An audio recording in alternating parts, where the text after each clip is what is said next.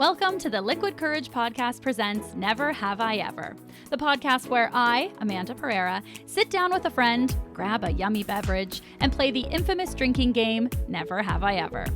Each episode features a different friend of mine who works in the arts, and we play Never Have I Ever using prompts from you. We read the prompt out loud, like, never have I ever gone skydiving, and if we have, we drink. Feel free to grab your favorite drink and play along with us. If you want to submit a prompt for the show, just click the link in the episode description. Today I'm joined by my friend Maddy Foley. Maddy is a Toronto-based actor and writer. She co-hosts 30 Going on 13, a movie review podcast where two 30-year-olds discuss the formative teen films from the 1990s and 2000s and how they ruined us. Coming up in January, you can catch Maddy on screen as Nat on the new CBC comedy One More Time. And keep an eye out for her comedy miniseries Meg, which is set to start filming next month. Now for a little behind-the-scenes insider information. A little bit into recording this episode, Maddy and I had some tech issues where it appeared like we had lost everything that we had just recorded, and so we decided to start all over again, to later find out that what we originally thought we lost, we didn't lose. Hopefully that wasn't too hard to follow. So I went back and forth whether I should share both or just share the second one since we started all over again. But like very professional podcasters, during the second recording, Maddy and I kept referencing the first one, and then we kept saying that we shouldn't keep referencing the first one. Anyway, I decided to share both of them. So you'll hear the first recording, and then I'll pop in again to let you know where things cut out and where we started back again. It's pretty obvious, but hey, this gives me an opportunity to pop back and say hi. I did also technically say in the second recording that if by some miracle the first recording was salvaged, that I would share it. So hey, I want to stick to my word. All right, let's play Never Have I Ever with my friend Maddy. I'll start us off with our first prompt. Never have I ever listened to the intro of this episode. Drink.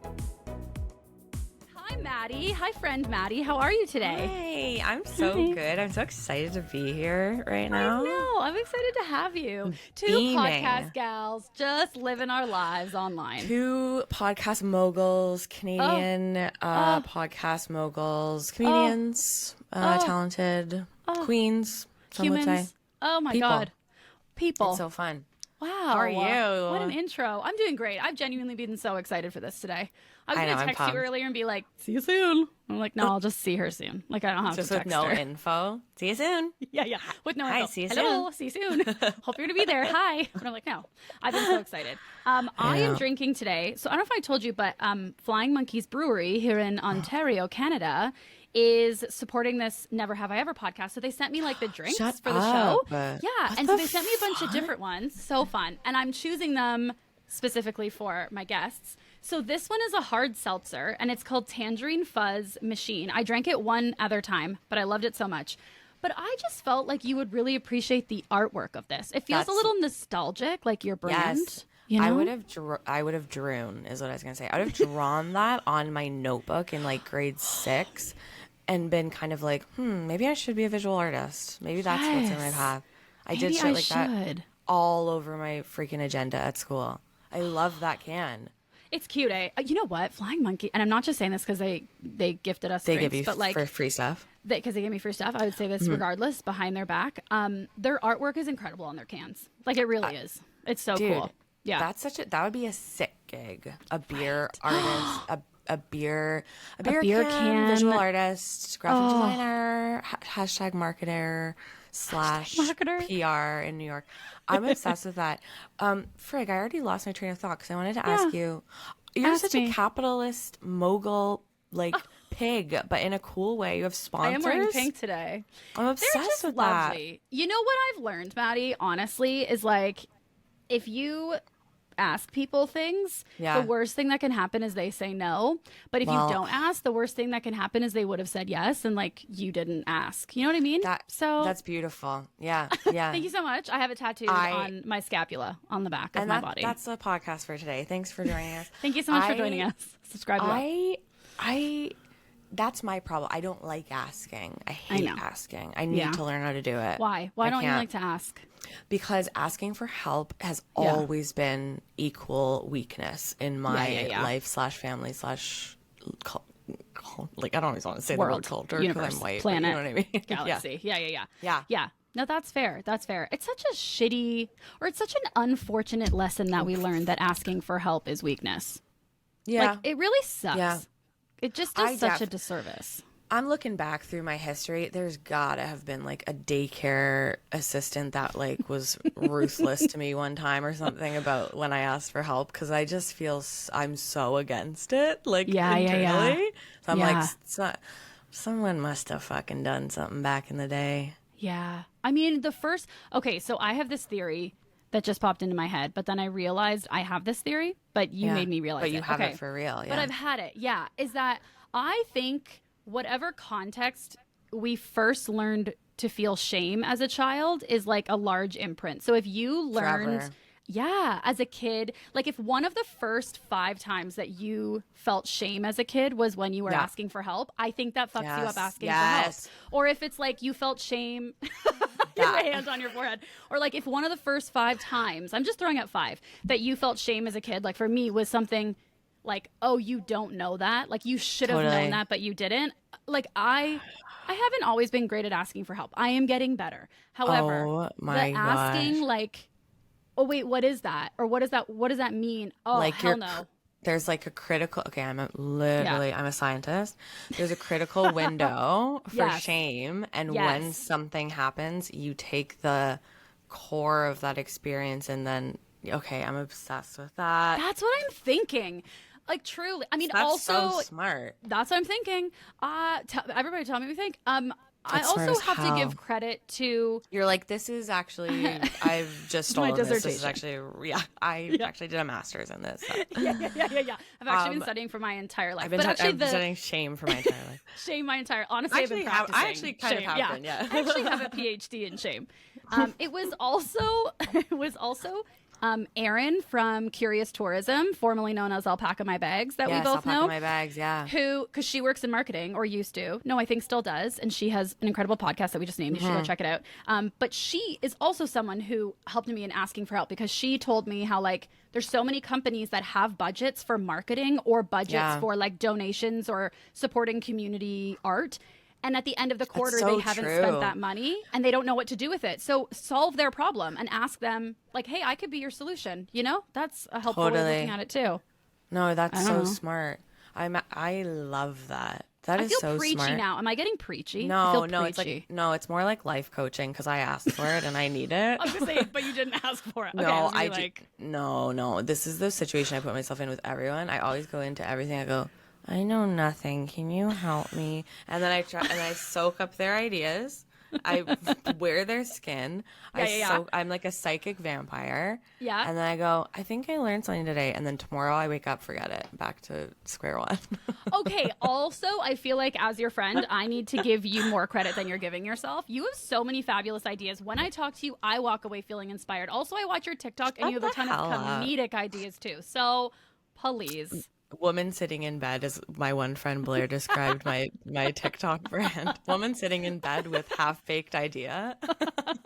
No, oh my God. You're one where you were like basically making fun of, like poking fun at people who are like, tell me about the first time that you ever, like, a celebrity interview. Oh my God, that video I watched so many times, Maddie. Well, that was my first time going viral, and I got a taste of the good life, aka being absolutely bullied to shit on TikTok by like random men in the Midwest. Yeah, no, it was great. I loved it.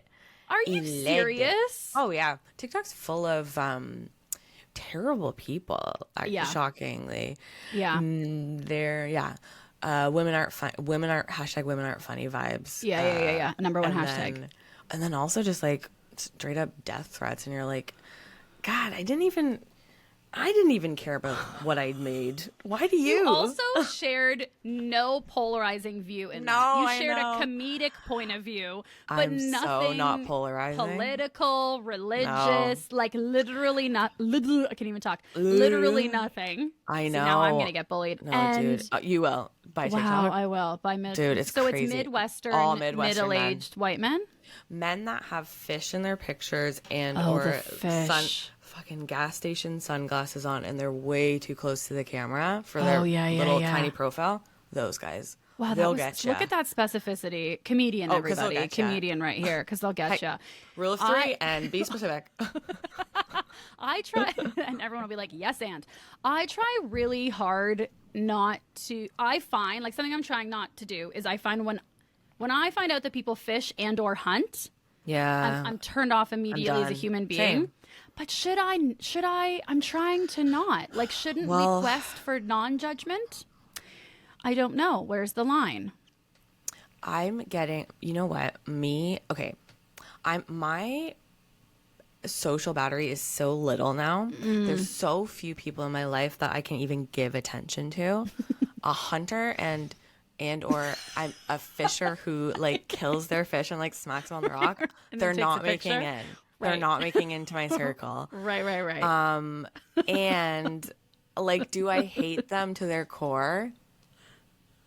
No. There was contemplation. I'm glad there's a video aspect to this so that you could see how I said that. There is. No. But also there's some people who only listen. That's why I'm like, there's contemplation. Like I'm giving in context. Oh yeah. You're doing the visual. I'm narrating as we go. So, no, I mean honestly that's a really good, and we don't have to like everybody. It's okay. And it also pops up with like family and friends, and that's when it's rough. If you don't see animals as literally better than us, not even equal to us, better than us, what the hell are you doing? I know, but then I eat them, Maddie. Then I eat them, and like, see, I don't anymore. Okay, see, you're better of that. No, okay. It was I went to the X one year, so I'm terrible already. I went to the X one year, and I was like at the petting zoo. This was in like 2017. This is the last year I think they had the petting zoo, or maybe I was just looking at the whatever the case. I was at the X. And it's supposed to be this thing where they're like farm to table, like here's the animals and you eat them. And I had such an emotional reaction looking at the piglets that I was like, I'm fucking done here, bro. I'm done. And I became a vegetarian from that day. And then I do still eat fish. I don't know how I justify that. That's fucking crazy that I do that. But like, cause they have eyes, like they're still like looking and like living. But I walked over to the butter sculpture, looked at those guys, and I've never looked back because I could not look animals in the eye and be like, I love you, but also I eat you.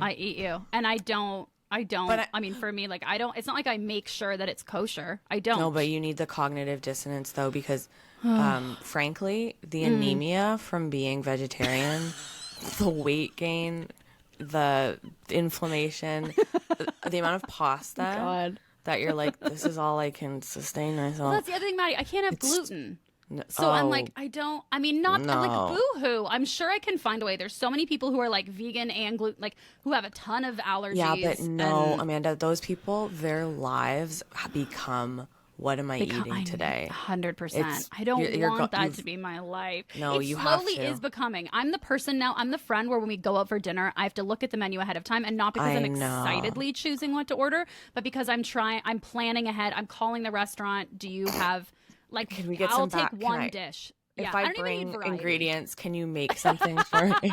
If I bring like potatoes and chicken and veggies, can you do something with this? Yeah, just an email request. Special request on Open Table. You're like, is it bring your own ingredients or here's the recipe? 100%. It's like it's so, and I hate it. I went on a trip with a couple friends like a couple weeks ago, and we went to this town. We were trying all these different restaurants, and I like hated who I was the whole time. I felt like such a drag.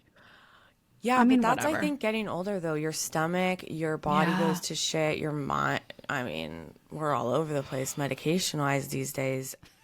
For mental, like above the neck's crazy. I thought you were saying fermental, like we're fermenting. And I was like, yeah. And that, too. We are fermenting. I'm most days fermenting and marinating in something. In something. And then the medication above the neck, we've got a cocktail going on and we're trying to figure stuff out. Below the neck, oh my god, every day there's a new one. There's something new. No. There's a new crick and crack. So don't feel bad. You need to Do what you need to do. Everyone becomes a bummer. We have to try and take care of ourselves. 100%. This week, that's my actually not philosophy. Even this week, this weekend alone, I've been told twice that I have dark circles under my eyes and that I have little white dots under my eyes. And it was like by people trying to sell me creams. But I said afterwards to my partner, I'm like, this isn't a good selling tactic. Like, I'm just walking away feeling shitty about myself, but not like I want to subscribe. Where one of them was like a female-owned pop-up market. And they were aggressive, which I respect. I don't like that. But no. And they were like, we can do a demo right now. And I was like, I don't want you putting stuff under my eyes now. Another one, I was at a Rexall and she saw me, she worked there and she saw me looking at like mascara or something. And then she was like, please don't ever put your face cream on your eyes. And I'm like, what? Did you know this? That you can't put face cream underneath your eyes? No. Oh my God, Mom, I'm about to blow your mind. Okay, she said... No, the Rexall woman said this? Because I'm not getting on this. She said, underneath your eyes, if you have like little white dots, which I didn't know that I have, but apparently I have them, she said that can only be surgically removed. And the reason that you get that, I'm literally looking at my video right now. I mean, honestly, if you're watching, you can see that I have dark circles. I put so much concealer on because I'm so tired.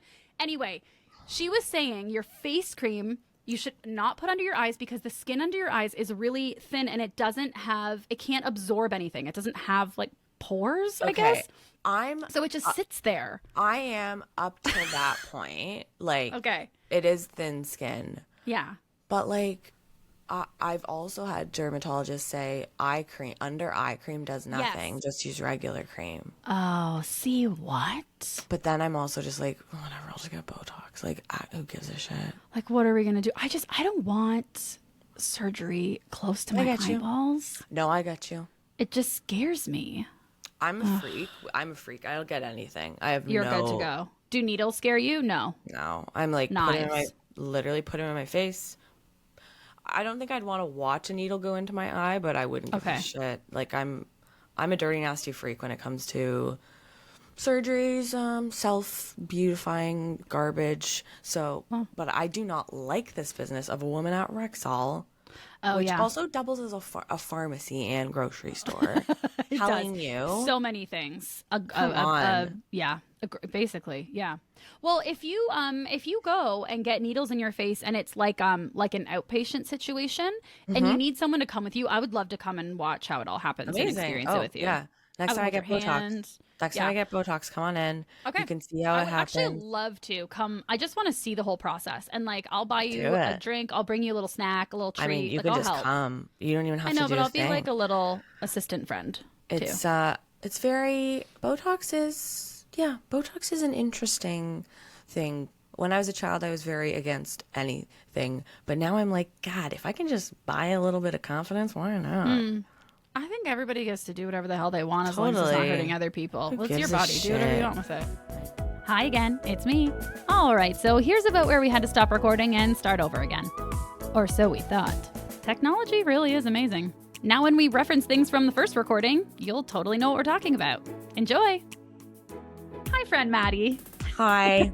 Again. Hi again. We're back. My God, some BTS, some behind the scenes. Maddy and I had some annoying tech issues happening that we were not able to solve because they weren't problems. They were just made up.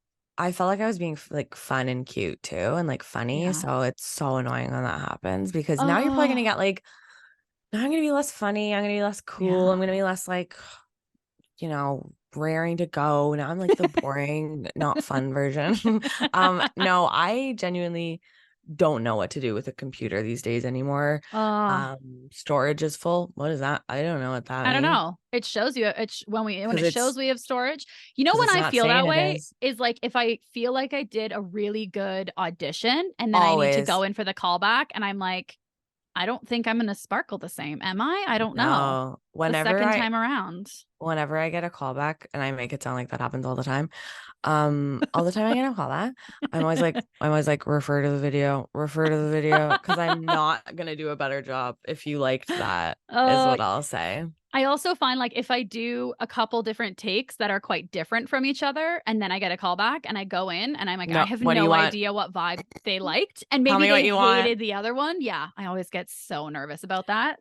I know. Well, Well, anyway, yeah. And that's just background. That's just actor talk. All of you normal folk probably wouldn't even know what we're saying. No, being an actor is terrible. It's an absolute terrible journey. It's a horrible decision. Don't do it. It is an interesting actually somebody said somebody I was listening to a podcast and they were like, oh, the reason my friend who I've never met and has no idea who I'm talking about was like, everybody chooses to be in entertainment like because they want attention for some reason, and not in a judgmental or bad way at all, but it's like they want some sort of validation or attention. Yes, easily. Yeah, I didn't get it from my parents, so now I look for it everywhere. Mommy, like truly. Isn't that maybe why like everyone gets into anything? I don't know. I don't think anyone has like an intrinsic passion for something that isn't derived from like them getting something out of it. Right. Yeah. Like power is another one. Like a lot of people get into certain roles because they want to be powerful. Yeah. Or like to take care of others. But I still feel like that's, and I'm in no way am I saying like, oh, all of them are selfish in a bad way. But like, if you want to be a doctor because you want to take care of people, I'm like, well, you want to feel like you are a caring person. Like you want to feel like you are contributing that.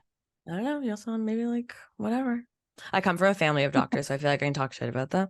Got it. Yeah. A little bit of high status. Yeah, totally. You guys want attention too, just like me. It's a little different. Everyone wants it. It's just a little different. But no, being an actor, you're very sick for attention all the time. Well, and it's like you have to like figure out a way that your life is your own and not other people's. Also, I know it's so hard. Tell me how to do that. I don't know. Me know how to do that. I don't know. You know what an acting teacher told me once? They said that when you get an email and you see that it's an audition, don't open it for 10 minutes. Like leave it. Do not look at it. Why? So it doesn't overtake your life. So it doesn't hijack. Oh my God. Well, I'm going to be thinking about it for that 10 minutes the whole time. That's true. I try practicing it and I'm like, well, I'm just thinking about it. But I do, you know what I try and do though? If I'm like hanging out with friends or I'm in a meeting or something and I see it pops up, I open it and all I look at is the due date. And I'm like, okay, is this like a this evening thing or is this can I look at later? And then that's what I try and do. Well, let me be a little bit of a bougie B word here. If I see the word commercial. Yeah. I don't even open it. Really? I don't even know. No, I do. No, I do. I need the money. But if I see the word commercial, I immediately get you care less. Care less. Yeah. Don't care. But, you know, I have to say though, voice acting commercial, I am obsessed with it. Oh my God, I love it. Yeah, it's great. It's a great gig. I like voice acting a lot, actually. Yeah, same. And like I enjoy voice acting for commercial significantly more than on camera acting for commercial. I think you just get to be a bit more creative. There are some commercials where you actually get to like have fun and bring yourself a little bit, but a lot of the time it is kind of just like a snapshot of how you look and whatever, you know. The big thing for me is one of the worst notes I ever got was stop moving your face so much. And that was in a commercial. And I was like, I don't know how to navigate this at all. So no. Yeah. I mean, you know what? It's all shit, really, isn't it? You're so opposite for me. You're like, no, it's all good. It is honestly I was trying to think like, what would I do if somebody said like, stop moving your face so much? I've noticed that in self-tapes though, like since COVID, how it's way more self-tapes. I noticed the little things that I do with my face. I put my chin up a lot more often than I need to. I'm like, okay, put your chin down. Nobody's talking like that. Oh, I definitely am so in my head, but I'm like that in person too. Like when I'm talking to someone, I'm always like, make sure you're looking good. Make sure you're looking nice so that they know that you're active listening. So then I'll be like, yeah, yes. Like I do all that shit. So I'm like, whatever. Don't overthink it. Do you feel okay? This is where this is coming from. Okay, now we're talking about acting. We literally I know. We were like, we're gonna know. I know. You guys need to know the last everyone needs to know podcast, the full last podcast we did that got deleted. We didn't even talk about. We didn't even do a prompt. Oh, we didn't even talk about acting. We didn't talk about acting either. We talked about Botox and I want to come with you and see the nude. Oh, I was gonna say see the noodle. I meant the needle. Shame. We talked about shame. We talked about shame, and that was really deep of us. I think I actually do think people need to know that. Yeah. Oh, because you have a hard time asking for help. Yes. Oh yeah, because Flying Monkeys Brewery supporting this podcast. And today they donated drinks for the show. And today I'm drinking Tangerine Fuzz Machine, which is a hard seltzer, which I am so excited for. And you were like, oh, I can't ask for help. Oh, yeah, it's all coming back to me. Celine Dion, all coming back to me now. Yeah. Right. Because I was saying I have the theory that if the first, now I'm not going to explain it as well. I know, as and before. no one's Who cares? Care. We have to get now over no one it. cares. I know, because they weren't there. We have to get over it. No one was there. It was just us. No one was there. It was just us on the internet. Wasn't it? Wow. Frick. I mean, the internet wasn't even there. That was the problem, maybe. Damn. Or the storage space.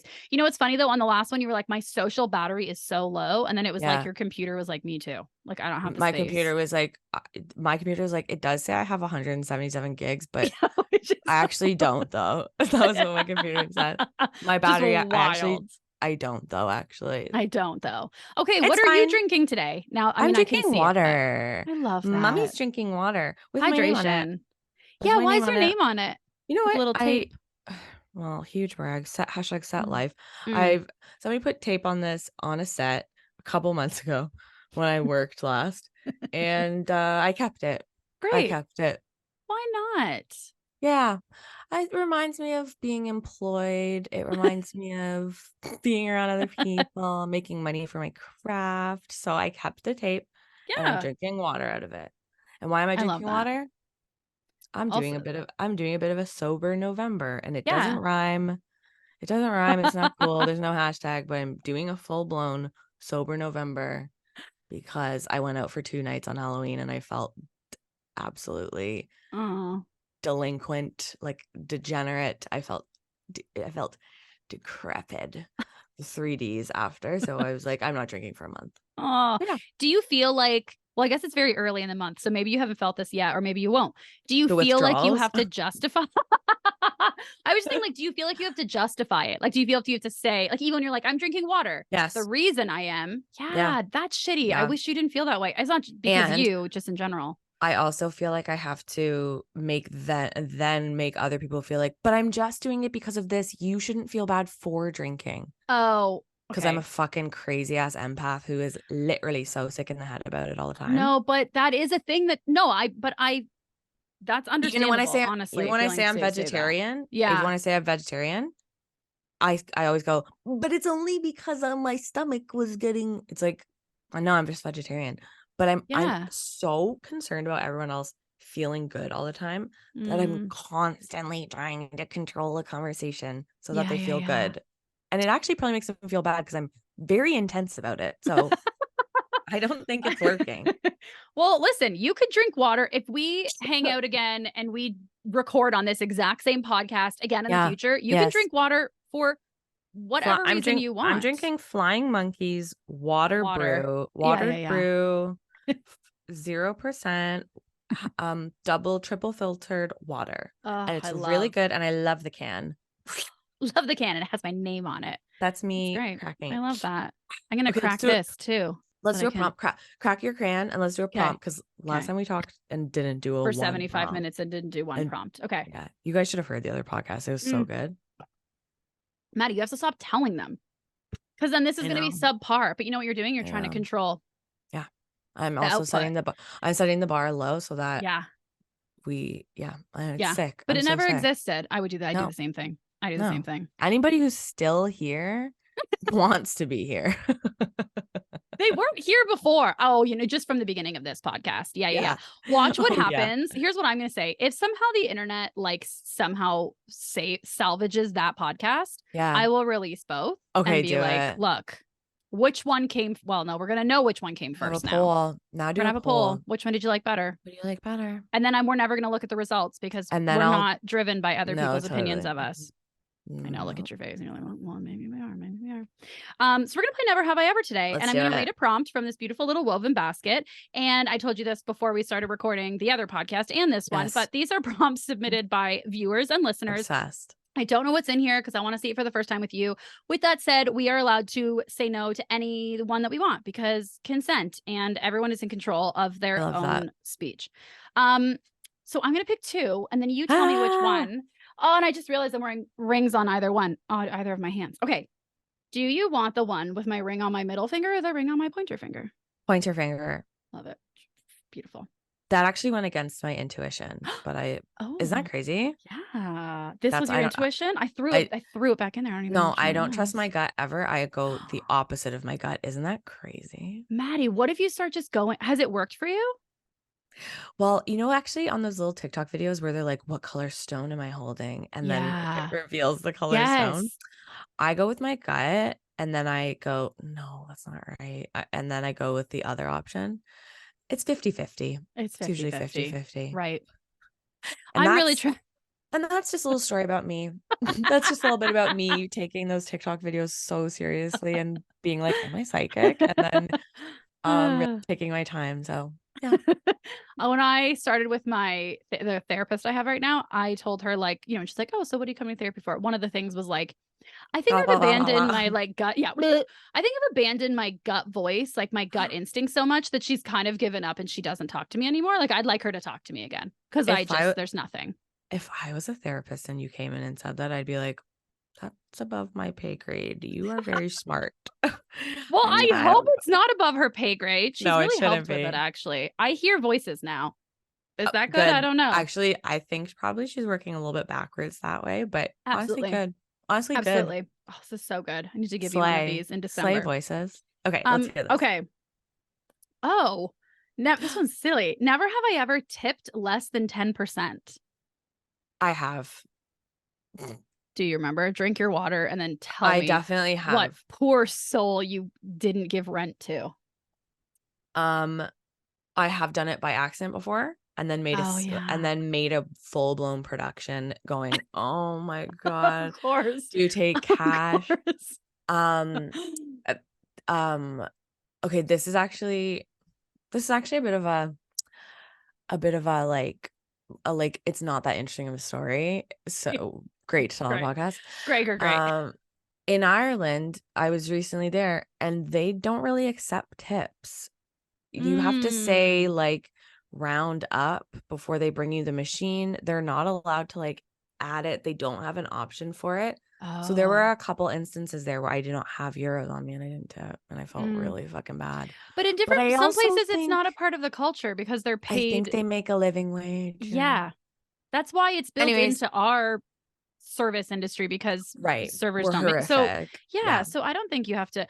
I think before I served, I bet you I made some mistakes where I didn't clue in. Well, I'm now thinking too, as like a young 13-year-old at Jack Astor's, like being rowdy with my friends, asking for fucking virgin strawberry daiquiris. They're like, oh Christ, we got to get the blender out. Like nobody has blended drinks here.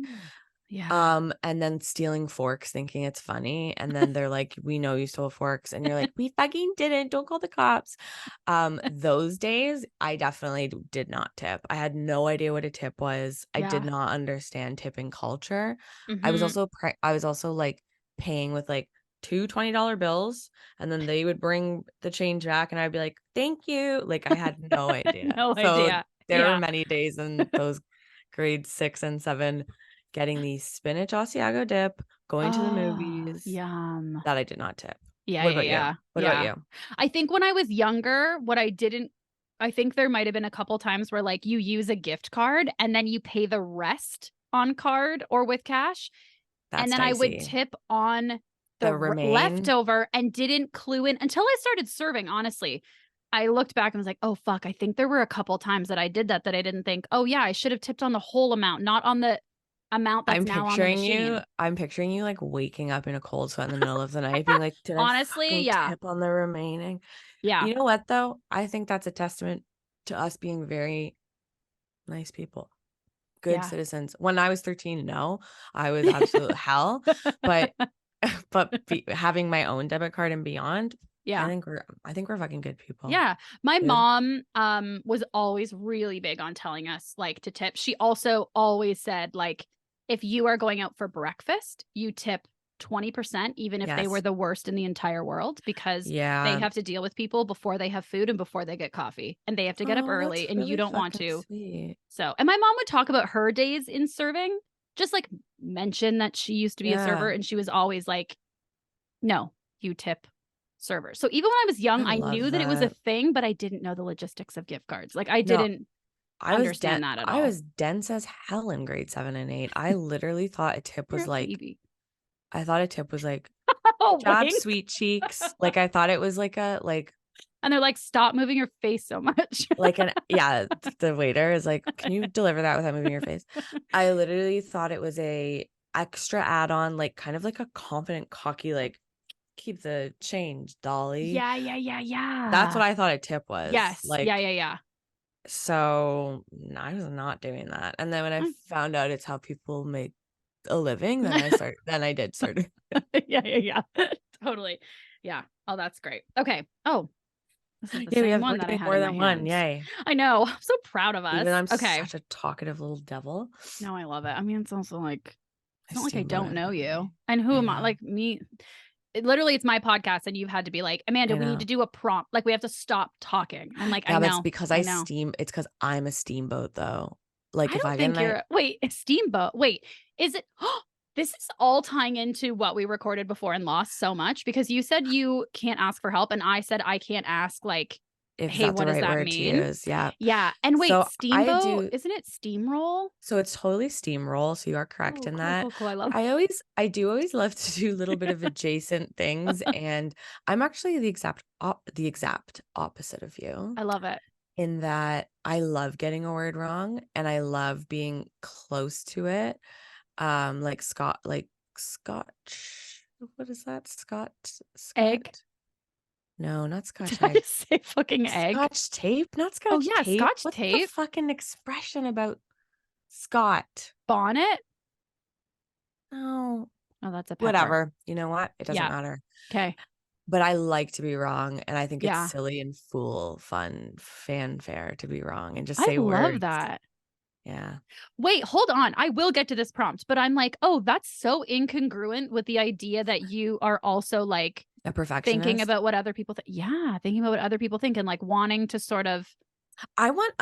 So I don't care what they think about me per se, but I want them to be comfortable and like I want them to feel good. But I don't really care because I can't control what they think about me. So I'm like, I'm not even going to try to control that. Yeah. Which is wild tell for me that to my mind because I'm like, I can control that. I'm sure I can control how they feel about me and what they think. I just need to upload good pics. I just got to upload good pics to Instagram. That'll do it. No, I genuinely think what people think of you is so much more a reflection of themselves. I agree. Am I a fucking psychiatrist? Whatever. Yeah, you are. You are. It's not above your pay grade to help me with my gut voice. So I will have an undergrad. So I'm an undergrad in psychology. So I don't. Oh my God, me too. Did we go to the same school? Did you go to U of T? I went to York. Okay. Well, no, GTA, but no. St. George campus. But yeah, I feel like I don't care what people think of me, but I don't want them to have a bad time. I don't want them to be sad. I don't want them to feel awkward or weird or bad. So I'll always in a convo be very like, what are you thinking? Like it's not good. And then I am a perfectionist about how I feel about myself, but not about how others see me. So like I think it's funny to say a wrong word and like goof up and be super confident and say it. Because I just think it's so because I know so many people find that so uncomfortable. Yeah. Well, but I guess as long as you to yourself, if you're like, well, I know what the word is, then that's your self-confidence. Like you don't, you know what I mean? It's like it doesn't matter. Totally. It doesn't. This is interesting what I was just about to say. This is a real dig into my brain. I'm actually not insecure about my intelligence, which is I think why I'm okay with that. I don't care what people think my intelligence level is because I know what it is. So, and I'm secure with it. Yeah. So I don't need to prove anything to them. And then the rest is like, I just like to be silly and fun and have a good time. That's crazy to admit. Were you always secure about your intelligence? No. I felt like I had to prove it because I come from a family of very learned people. So I felt like you have to prove it with like degrees and academics and schooling. And then I don't know why I got over. Maybe that's why I was like forced to get over it because I was like, well, I'm not going down that path. Yeah. Like I have a bachelor's of science and then I jumped ship. Yeah. So you're like, well, either I accept and like validate my own level of intelligence in this, or I feel shitty for the rest of my life because I don't want to keep pursuing academics. Exactly. Yeah. Yeah. Wow. I am very insecure about it. Literally was like one of my. That makes sense though, because why? Because I'm dumb? No, I'm just because kidding. I'm yelling at my friends on this. No, why? Because I'm dumb. We start fighting. Why? Because you think I'm dumb? Just fucked crying. Maddie. No, because you said you're scared of when you say the wrong word that people are gonna like think you're dumb for not knowing what the right word is. That totally makes sense to me. When I was, I mean, it's partly because growing up, I always thought like, wow, my mom is the most intelligent person in the entire world. Like my mom truly is so incredibly smart. And she also is just so competent and capable. Like if she doesn't know something, she'll find it out. Like timer, 10 seconds, she'll understand something. She's so good. Encyclopedia. Yeah. That is such a greater skill than knowing stuff, is like knowing to just where to look at, how to look it up, and when to look it up. Such a good point. Yes. Well, when I always wanted to be that. Like I looked up to that, and I felt smart growing up. I also have the type of personality and like learning method and whatever for myself that the conventional school system works for me. I am a kid who's like, oh, I can figure out what, like, hey, teacher, I can figure out what your needs are and I'll meet your needs and I'll get an A+. It has nothing to do with learning it. I can just figure out how to get an A. But when I was in like the second grade, this kid in my class who always used to call me Medusa, and I thought it was a compliment, and years later found out it was not. I feel like it's a compliment. Now I feel like it's such a badass compliment. So we all got projects to do. Why did he call you Medusa? I don't know. He just would run around and point at me and say Medusa. I'm freeing you of this. That's on him. That's on him. That's such a projection. I can't even think of a singular. Did you have a snake in your hair one time? No. I mean, maybe I had long hair, or maybe like, I think honestly, kids are so dumb. Kids make the horrible, stupidest fucking nicknames in the world. Yeah, they're so embarrassing. It's like, and then like you go through like better. I mean, that one was I mean, I feel like she's like powerful, and I always wanted to like be an X-Men kind of, and I feel like she had like an X-Men power, so I was kind of fine with it when I figured it out. But he was kind of mean. Bully. It's like, oh my God, get a fucking second opinion on some of these nicknames you guys are using. I demand a second opinion. Actually, that's amazing. I'll invoice you for life coaching of that, because getting a second opinion on like my bully. So in grade school, everybody got like a topic that they had to do a little presentation on. I was in grade 2 or 3. And me and that guy got the same one, the Aurora Borealis. So I was doing my presentation. I was doing it first, and there was a Q&A portion. The fact that grade 2 or 3 is like a Q&A portion. Hosting a fireside chat in grade 2. 100%. I'm a TED Talk. Hi, come on over. So somebody asked me a question and I didn't know the answer. And in my head, it was just so automatic that like, that's unacceptable. You did a project. I'm supposed to be the ambassador of the Aurora Borealis for my entire class. So I need to know. So I made it up. And this kid stood up and said, that's not true, and said the right answer because he did know. And I felt such shame about not knowing what I should have known that I think it scarred me for life. Like now I hate, if I don't think I should have knowledge, I'll ask. If I think it's something I should know or should know by now as an adult, I feel so much shame in asking. I love your theory, honestly, that like those fucking salient moments of like, okay, well, they shame. weren't here. We have to tell them the theory.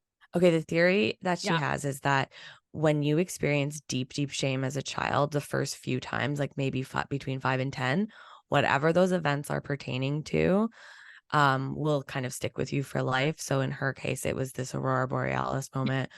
In my case, it was doing a Titanic presentation and my hand was too shaky to use a PowerPoint presentation. So now when my hand shakes, I can't perform really well. So I don't like to hold microphones. And I do need to say that I did have like a prop hat in that presentation at the end of it. And it was supposed to be a factual Titanic presentation. I did at the end say, and as for Jack and Rose, and I put like a little hat on and I said, who's to say if they were real or not? And that was the closing line of my grade 5 presentation on the Titanic. And my teacher immediately said they weren't real. So, and I went, okay, teacher. But you know what? You were like, I'm secure in my intelligence. I don't care. At that time, I was like, I was trying to add flair to this project. I was trying to add mystery, magic. I was trying to immerse the audience, and you fucking robbed. You pulled them right out. 100%. I had them. Yeah. But all that to say, that's where shame comes from. And that was a beautiful synopsis of the theory. When you were saying it, I'm like, wow, quote this. Yes. Okay, never have I ever lied about my relationship status. So I did just drink. Right, sorry. I did it while you were drinking. I apologize. I set you up for that. I have. Yeah. When I was much younger, and not the way you'd think. Can I guess? Can I guess? Yeah.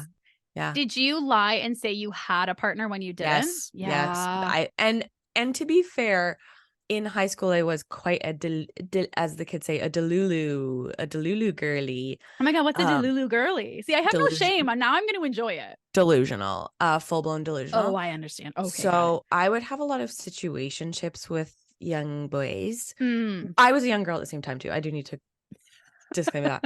So when I was in high school, I'd have situationships where we'd be like hanging out every day. I'd meet their parents. We'd be like hooking up.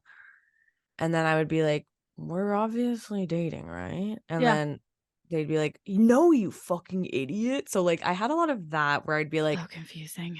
I'd be like, yeah, I'm dating someone, so I can't come out Saturday because we're probably like gonna do like a boyfriend girlfriend thing. We don't have plans, but we probably will. We probably will, because like Friday nights for friends, Saturday nights like boyfriend girlfriend night.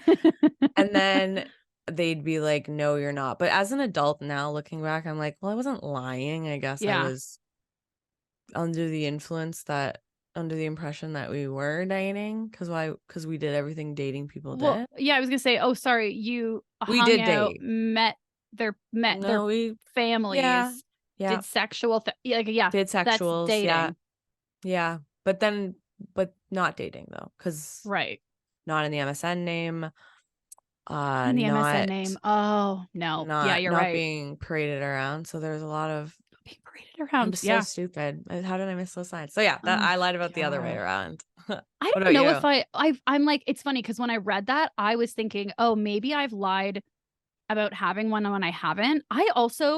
I've been with my current partner for like ever. Long so I'm time, thinking, and I've never lied about not being in a relationship while I've been with him. But I'm trying to think before him if I've ever lied either way. My only thinking is like, if there was a time when I was single and I was like at a party or at like a bar or something, and I just said, I have a boy. I'm in a relationship. Oh yeah, if those count, then yeah, safety, 100%. That's like you'd have to safety. Those and you know what? And nobody feel any shame about lying in that way. If it's easier to get some dude off your back by being like, I'm in a monogamous relationship and I have no interest in you, it's fine. I love lying, honestly, in that situation. In that situation. Yeah. And a couple others. Whatever. Yeah. Great. Like whatever. Okay. Yeah. Look at us go. Like I'm pulling shocked. Another one. I'm so proud of us, Maddie. Fully shocked. I'm also now like in my head fully I'm thinking as we're talking, I'm present. And I'm also like, after this, I need to text Maddie to just make plans so we can talk. And like, we're not like, I'm not on a timeline. Yes. Yeah. I totally get you. Never have I ever enjoyed a smell I'm supposed to find gross. 100%. I mean, I love gas. Like everyone's really on the fence with that one. Everyone's really on the fence with that one. They are. They're very everybody's gas.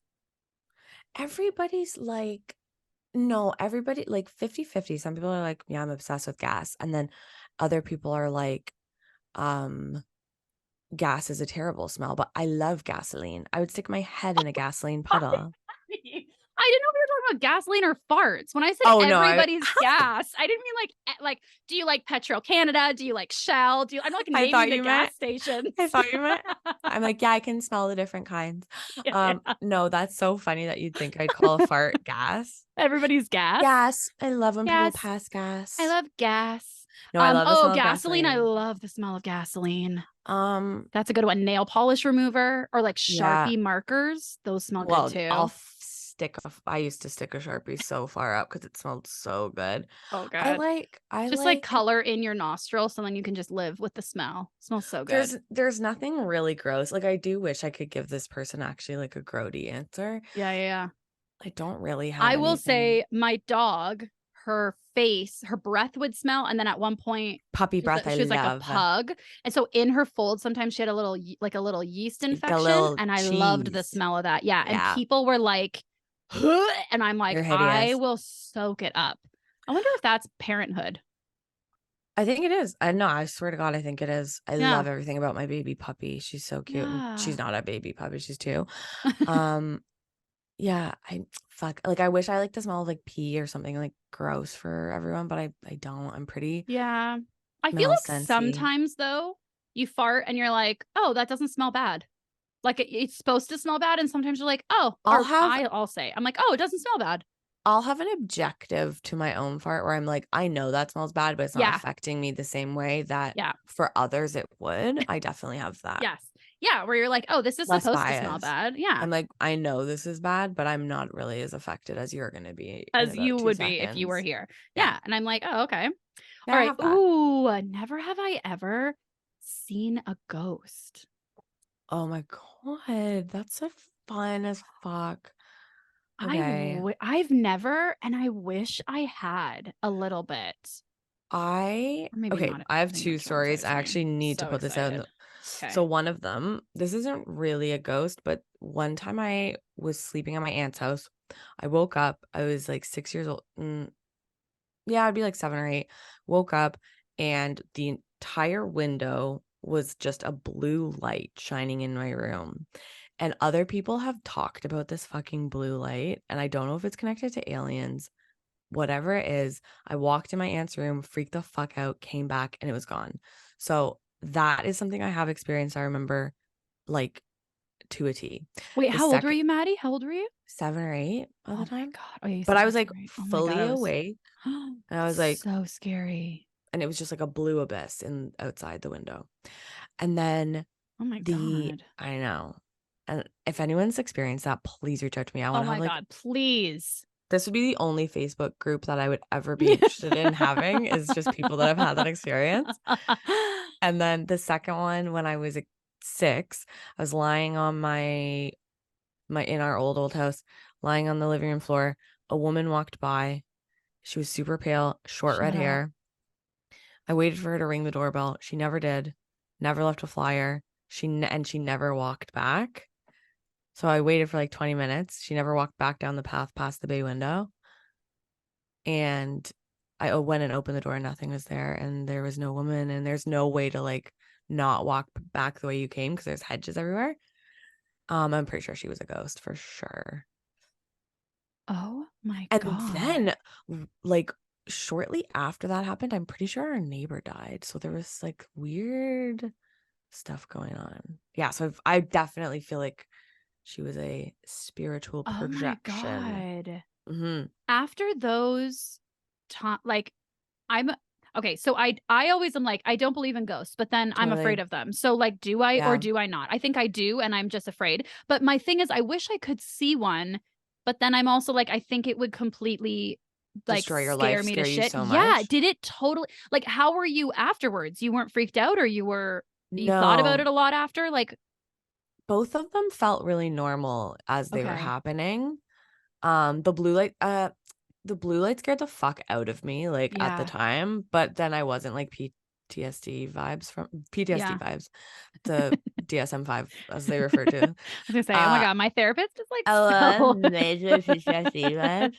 Um So I did not have that, but I knew something weird was happening. And then with the woman, I didn't really care either. I wasn't really Yeah. affected by it.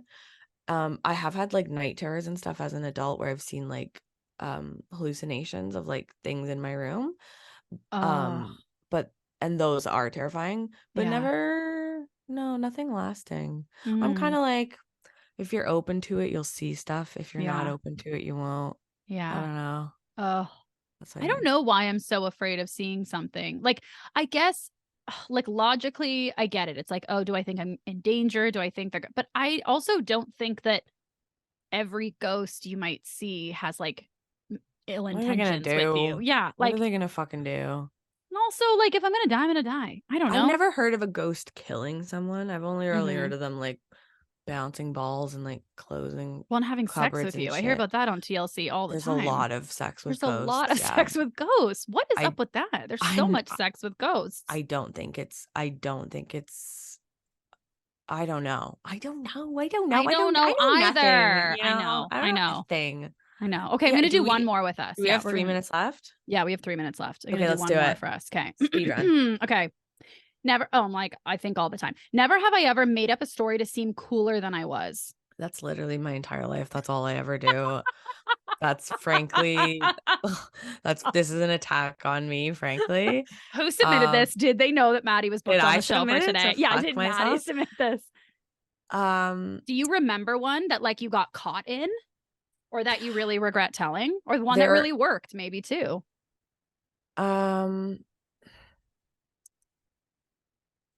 I've never from scratch, I think not since I was 6, done a big lie, Mm-hmm. but I'm an embellisher, like a massive. I'm adding details to stories. I don't do it so much anymore because I'm so tired all the time. It's even the truth is so tiring, but definitely as a teen, I was an embellisher. So I was very like, and then the cops came and it's like, no, they didn't, like stuff like that. Yeah. I would say I'm more an embellisher than anything. What about you? Yeah, I think same. I think too, I always felt so strongly against lying.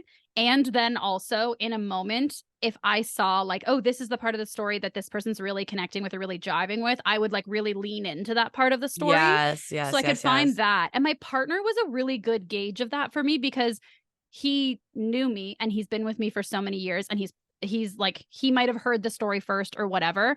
He wouldn't say anything, but just him being there afterwards, I walked away being like, oh, I wasn't true. Like I wasn't fully authentic to myself. I felt shitty because I knew I was doing it for the other person to like me and not because I was getting excited about that part of the story. And I didn't like that, I know, but Frig, you can't blame yourself for that. I want everyone to like me, but I also don't really care. No, you don't really care. You just want other people to feel good. I do. I really do. Yeah. I never want to be the cause of someone's sadness. Oh my God.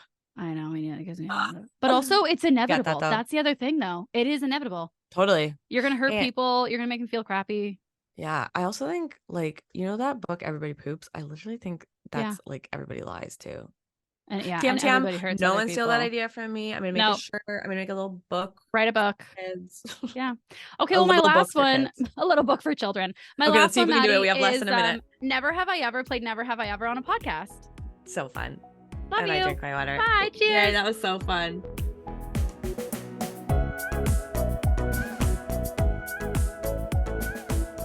Thank you so much for watching this episode of the Liquid Courage Podcast presents Never Have I Ever.